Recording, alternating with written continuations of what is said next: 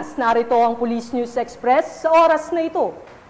Nagsimula na ang preliminary judging para sa Singing Cups of the Philippines 2024 sa bulwagang Lapu-Lapu, Camp Brigadier General Rafael T. Crame, Quezon City, kung saan ang nasabing kompetisyon ay nagbibigay ng isang pambihirang pagkakataon para sa ating pambansang pulisya sa iba't ibang rehiyon ng bansa na may pakita ang kanilang talento sa pagkanta at makilala base sa mapupusuan ng publiko.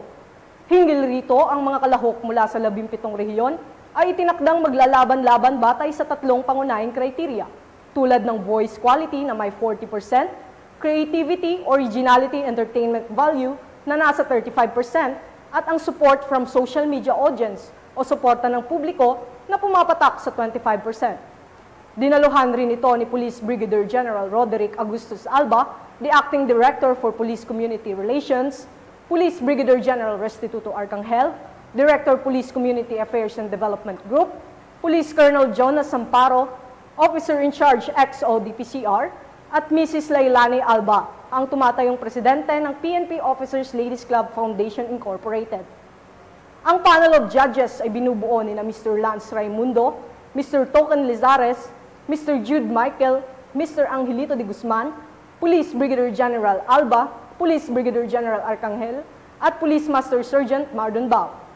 Ang nabanggit ang mga magsisilbing tagalitis sa pagtatanghal ng mga kalahok at magbibigay ng kanilang mga opinyon ukol sa itinakdang kriteria para sa kompetisyon. Ang resulta ng preliminary judging ay bibigyan ng karagdagang puntos mula sa 25% online voting na nakabatay sa likes, comments at shares sa PICAG Tagapag-Ugnay Facebook page. Ang kombinasyon ng mga ratings mula sa panel ng mga hurado at social media engagement ang maghuhubog sa final na desisyon. Samantala, ang top 10 semi-finalists ay magkakaroon ng live performance sa finals na nakatakdang gaganapin sa Music Museum sa September 27, 2024.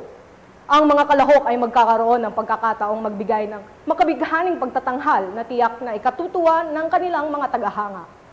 Ang Singing Cups of the Philippines 2024 ay isang mahalagang kaganapan na pinagsasama ang musika at serbisyo publiko na nagpapakita ng talento at pagkakaisa ng mga miyembro ng Philippine National Police.